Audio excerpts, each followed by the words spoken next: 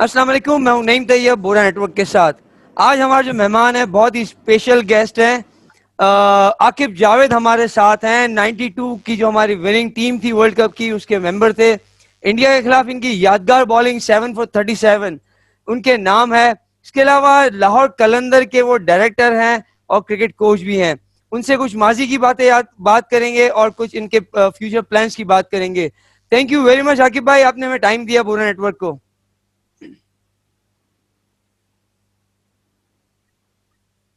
जी welcome. उसके अलावा हमारे साथ मौजूद है फवाद मुस्तफ़ा, जो आज को होस्ट है मेरे, और उनका भी शुक्रिया कि इन्होंने इस शो को होस्ट करवाने में बहुत मुझे सपोर्ट किया है। Thank you very much Fawad for joining.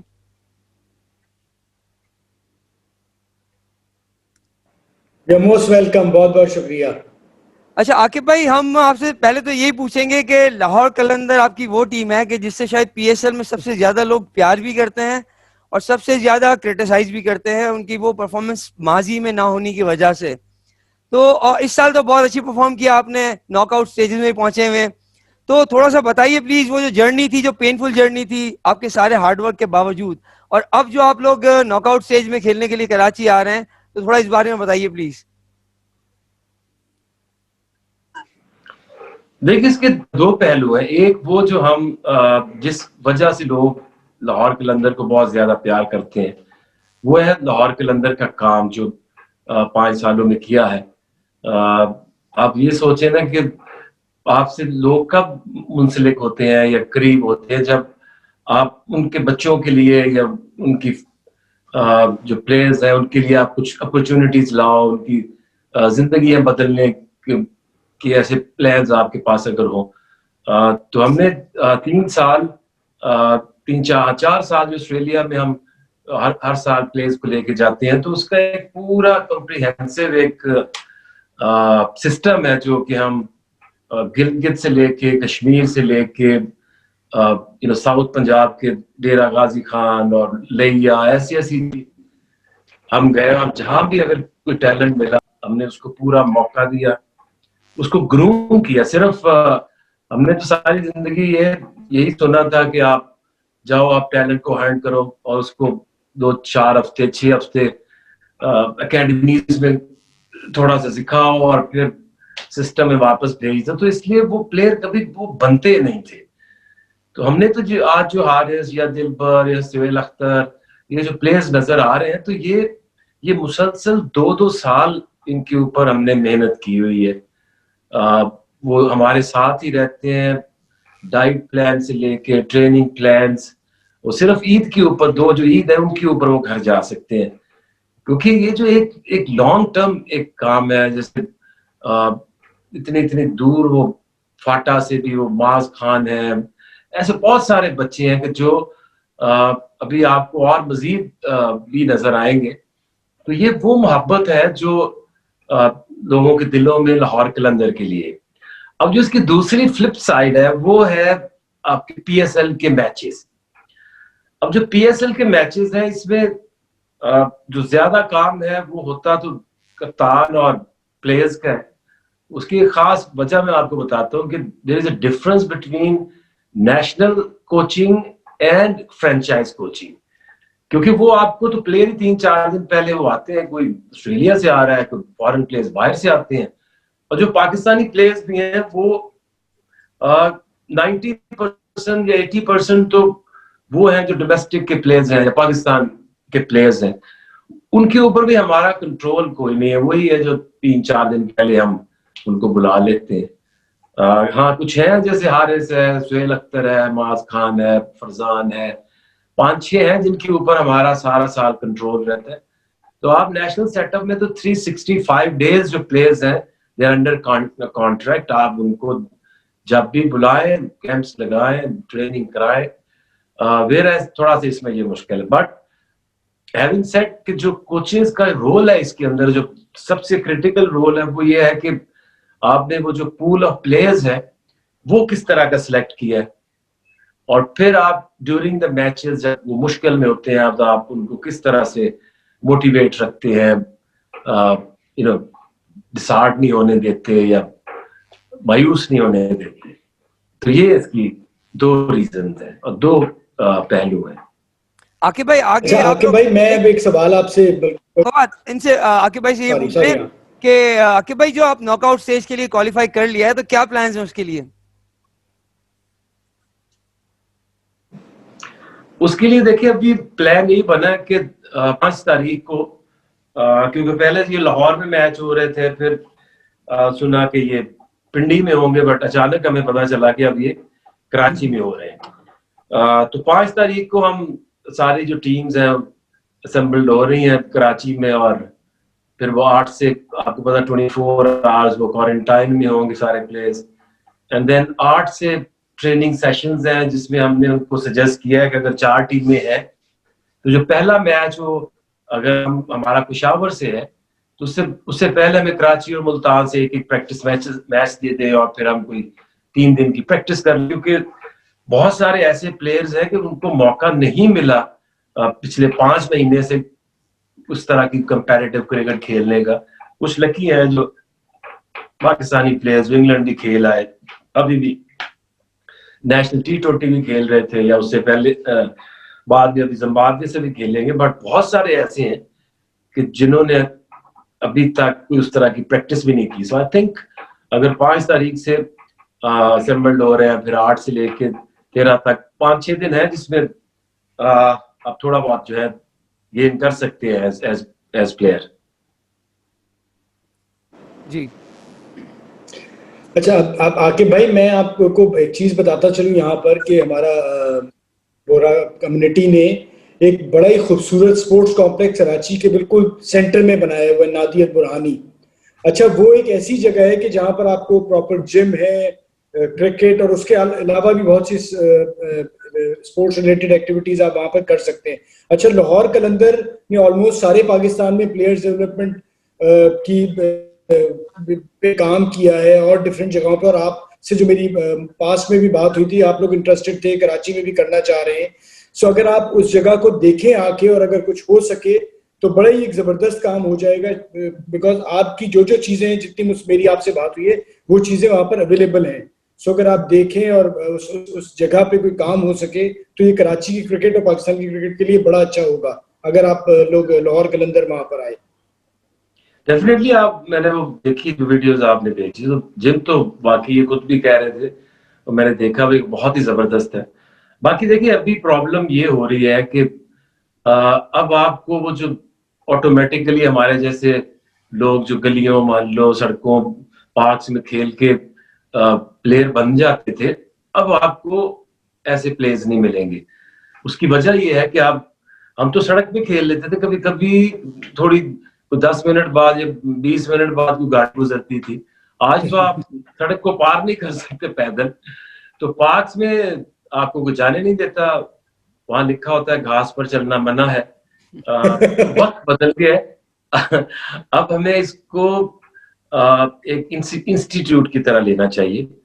बच्चों को जब तक आप एक पाथवे नहीं दिखाते, कोई भी माँ बाप अपना वक्त जाया करने के लिए तैयार नहीं है। बाकी जो हमारे बचपन में जो एक चीज ऑटोमेटिकली बनी हुई थी, स्कूल में क्रिकेट थी तो हम उस स्कूल में जाते थे, जाना पसंद करते थे, दाखिला लेना कि जहाँ की क्रिकेट अच्छी हो वो आगे फाइनल्स तक पहुंचे। इसी तरह फिर अट्रैक्शन थी कि government college, civil lines college, MU college Lahore में, तो उनसे खेले, उनकी वहां पे अगर आप दाखिला लेते हैं तो हमें एक अच्छी क्रिकेट खेलने को मिलेगी, वहां से आपका नाम बनेगा।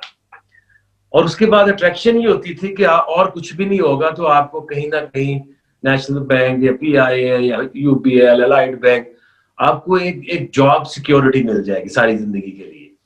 तो माँ बाप भी अगर थोड़ा सा कॉलेज या उससे आगे बच्चा निकलता था तो उसको वो इतना ज्यादा डिस्करेज नहीं करते थे। लेकिन अब जैसे आप देख रहे हैं कि ना डिपार्टमेंट है वो भी खत्म हो गई है। अब आपकी होप क्या है बच्चे की कि मैं पाकिस्तान खेलूं, और पाकिस्तान के 15-20 लोगों में अपने आप को सोचना 22 करोड़ में से, तो जरा मुश्किल है। ना कोई माँ बाप मानेगा, ना वो बच्चा ही अपने आप को मोटिवेट कर सकेगा। सो आई थिंक ये जो फ्रेंचाइज है इनके आने से एक हौसला है कि अगर आप किसी भी फ्रेंचाइज में अगर आ जाओ तो उसमें अगर आपको मौका मिले तो फ्रेंचाइज की जो PSL क्रिकेट है वो तो आपकी परफॉर्मेंस जो है वो बहुत ज्यादा काउंट होती है, क्योंकि एक तो लोग उसे एंडोर्स करते हैं, बाकी आप इग्नोर नहीं कर सकते वो इस बिग स्टेज के ऊपर जब बच्चा खेलता है। तो डेफिनेटली हमारा तो मकसद भी, जो मेन मकसद एक टीम तो है ही है, लेकिन वो तो इतना 4-5 हफ्ते का काम है।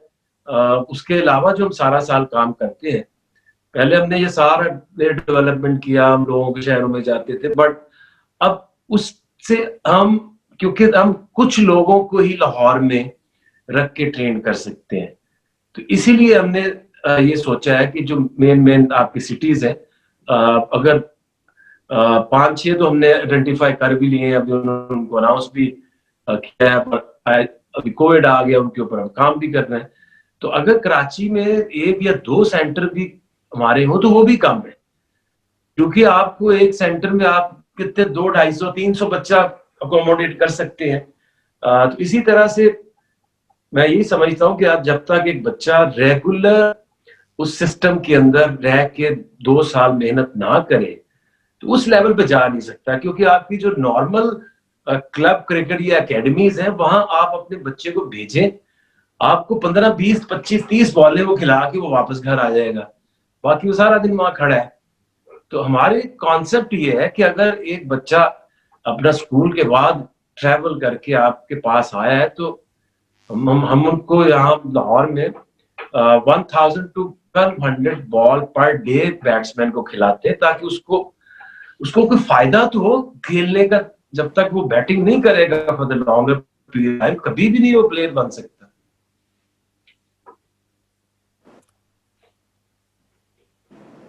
ठीक है, बहुत बहुत शुक्रिया। अच्छा, मैं नईम सवाल करेंगे, इससे पहले बस एक बात आपसे करूंगा। कल ताबिश ने 5 आउट किए हैं। अच्छा, ताबिश के ऑलमोस्ट 573 आउट हो गए।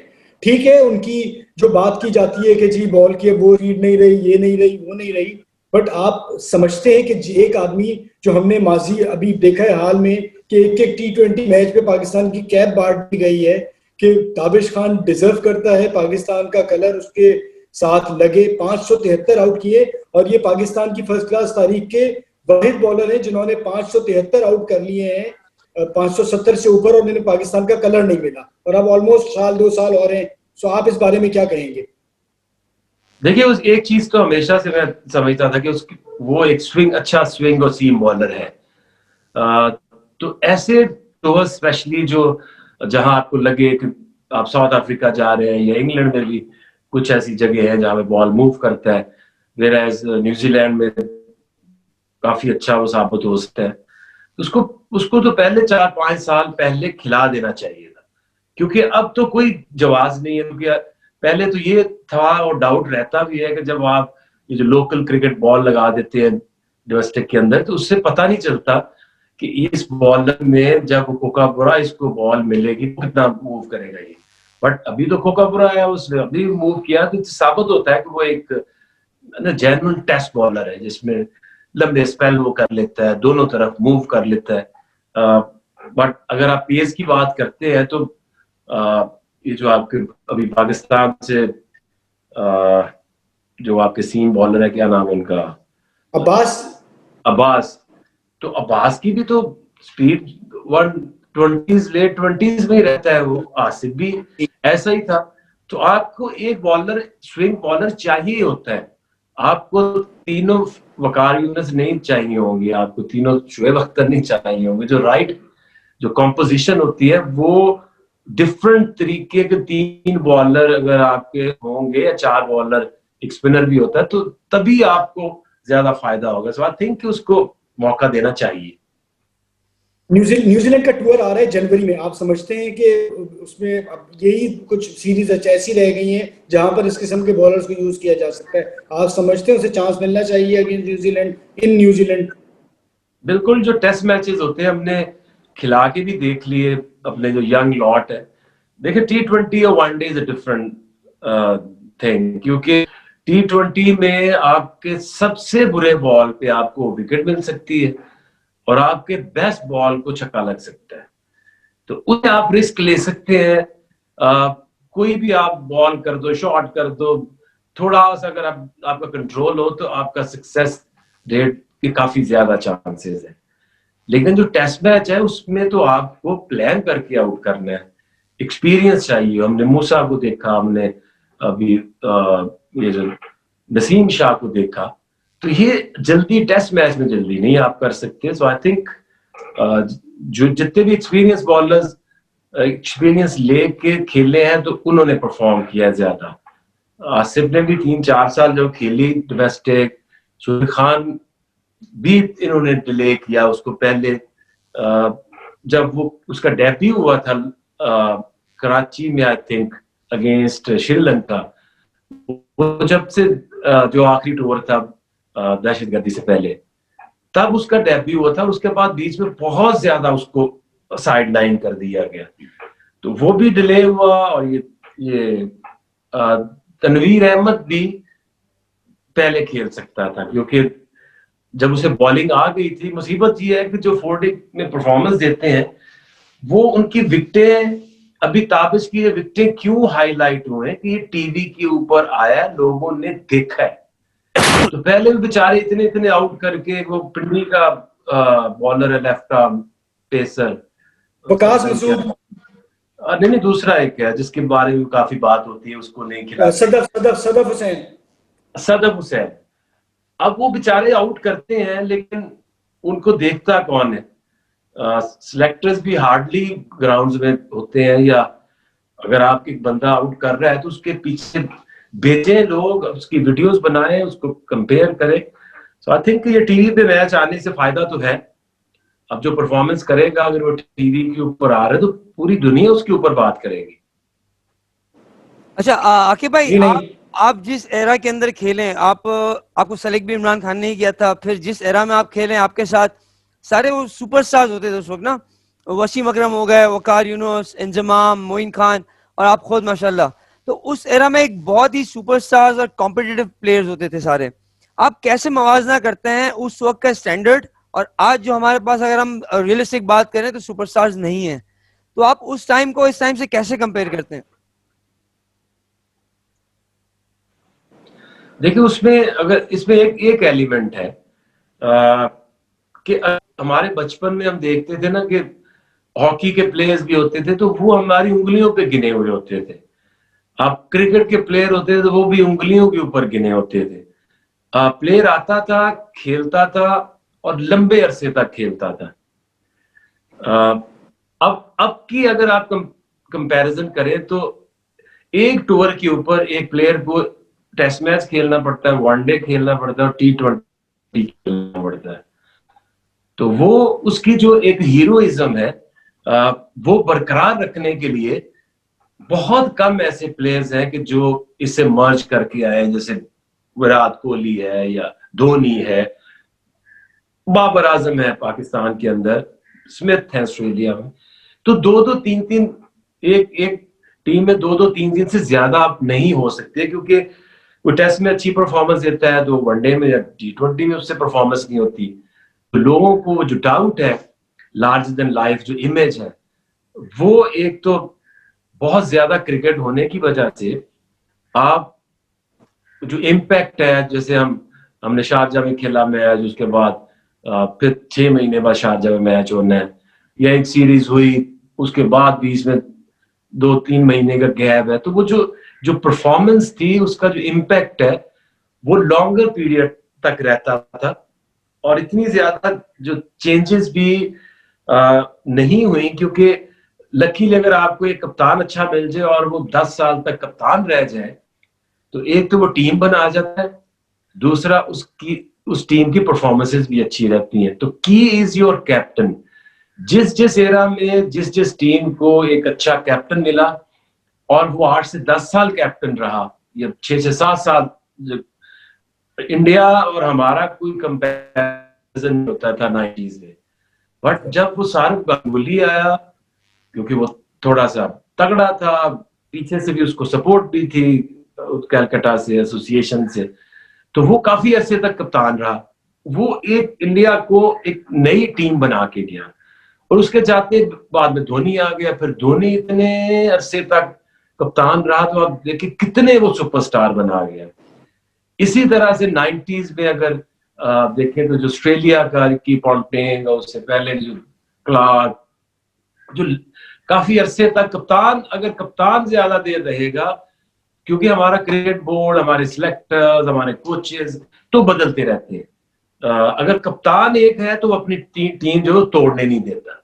अभी भी देखें क्या हो रहा है, कभी सरफराज है उसको बिला वजह कप्तानी से हटा दिया, हालांकि 2 साल से नंबर 1 आपकी T20 टीम है, चैंपियंस ट्रॉफी उसने जीती है, तो ठीक है अगर आप रेड बॉल की प्रॉब्लम थी आपको तो आप रेड बॉल का किसी और को बना देते, तो उसको तोड़ा, उस टीम अच्छी खासी बनी हुई तोड़ी, खेले तोड़ मरोड़ के आप श्रीलंका की को बी टीम से हार गए, फिर आपको समझ आई, फिर आपने अभी अजहर अली को दोबारा टेस्ट मैच का कैप्टन बना दिया।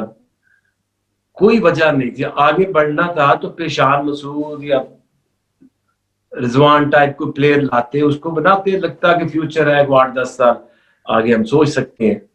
तो वजह यह है कि जरूरत से ज्यादा चेंजेस, और जिस टीम का कप्तान रेगुलरली चेंज होता हो, वो ना टीम कभी बनेगी ना उसमें सुपरस्टार्स रहेंगे। अच्छा आकिब भाई, आपसे 25-30 मिनट ऑलमोस्ट बात हो रही है और हम इतनी ज्यादा सीरियस बात आपके साथ कभी रह के होती नहीं है, तो मैंने बचपन ही आपके साथ गुजरा है, तो इतनी सीरियस गुफ्तगू शायद इस इंटरव्यू में हो गई है। एक चीज जरूर बताइएगा, आप डिफरेंट उस पर आ रहा हूँ मैं, आपने मुझे एक वाकया बताया था अंडर 19 वाला, जो दोनों टीमें बैठ करके आ गई थी। आपको याद होगा कि वो टॉस जीते थे कौन, और हमें, आपको पता है क्रिकेट में हमारी अंग्रेजी तो हम सबकी ऑलमोस्ट आगे जाके सीधी हुई है, वरना मसला सारा अंग्रेजी का ही रहता था, तो वो जरूर हमारे देखने वालों को आप बताइए। तो ये 2 दफा हो चुका है, और एक दफा वसीम अकरम कप्तान भी हो गया था शारजाह में, तो जहूर नहीं कप्तान था हमारा अंडर 19 में, पहला यूथ वर्ल्ड कप ऑस्ट्रेलिया में। तो अब वो ऐसे करके तो टॉस हुआ, उसने पता नहीं क्या बोला, उसने उसको बोला होगा कि वी बैट और यू बैट, उसको समझ नहीं आया, आगे तो चलो बैट करो बारी हमारी, तो उधर से हम पैड करके बैठ, उधर से वो पैड करके खड़े, फिर जाके समझ आएगी भाई बारी उनकी है। इसी तरह वेस्ट इंडीज से मैच था शारजाह में शारजाह में मैच था और वसीम अकरम कप्तान थे, तो रिची रिचर्डसन था उनका कैप्टन।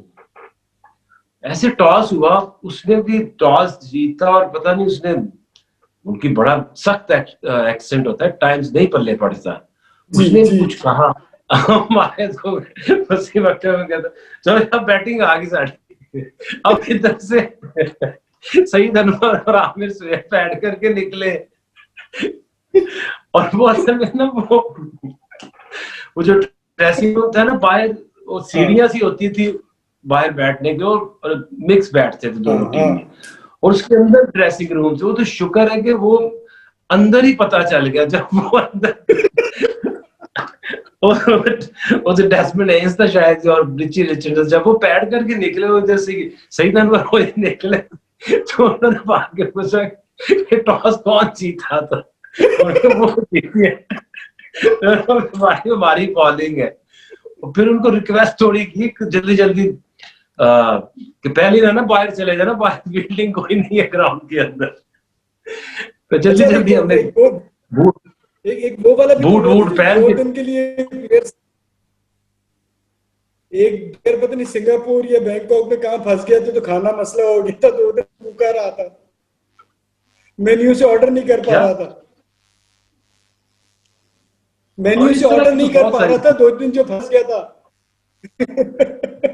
लेकिन बड़े मजेदार थे। ये काफी मसाइल है बहुत सारी ऐसी चीजें हैं। जी हाँ, नहीं मेरी आवाज कट रही जी, नहीं बात पूछें आकिब भाई, जी नहीं पूछें आप। आकिब भाई, फ्यूचर के प्लान्स आकिब जावेद के और लाहौर कलंदर्स के, क्योंकि अभी जो हमारे फैंस हैं लाहौर कलंदर, क्योंकि अभी जो मैच खेलने हैं इनको, तो जाहिर सुनने में बड़े शौक रखेंगे कि क्या प्लान्स हैं आकिब जावेद के भी और लाहौर कलंदर्स के भी।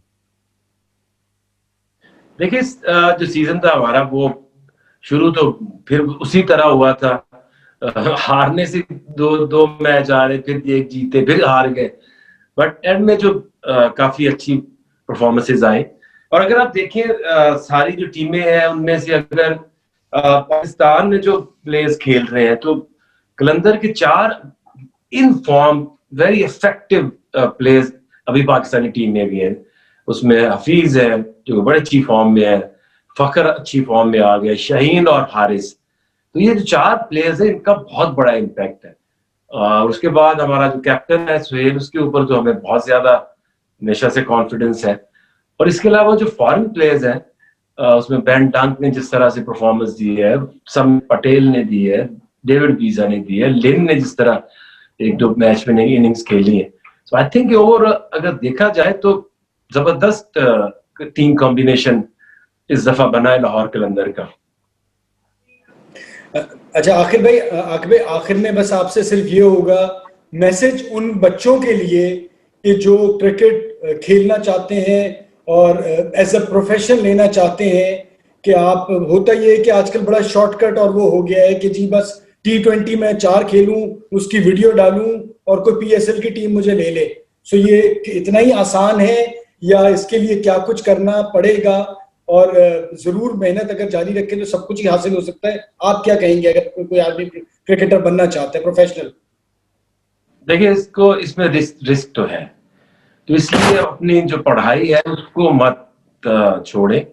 आप सैटरडे संडे को खेलें और बीच में अगर सैटरडे संडे आपको फुल डे आपको कहीं अगर मैच नहीं भी मिलता, चलो एक मैच मिल जाए और एक दिन आपको कोई इसी तरह 1000-1200 बॉलें खेलो ताकि आपकी पूरे हफ्ते की प्रैक्टिस हो जाए और फिर आप 2 से 3 एक मिनी सेशंस भी कर लो, तो आप अपनी पढ़ाई को और अपनी क्रिकेट को, क्योंकि पहले हमें बच्चों को पता नहीं होता कि उन्होंने करना क्या, सारा दिन ग्राउंड में फिरने से कुछ नहीं होता।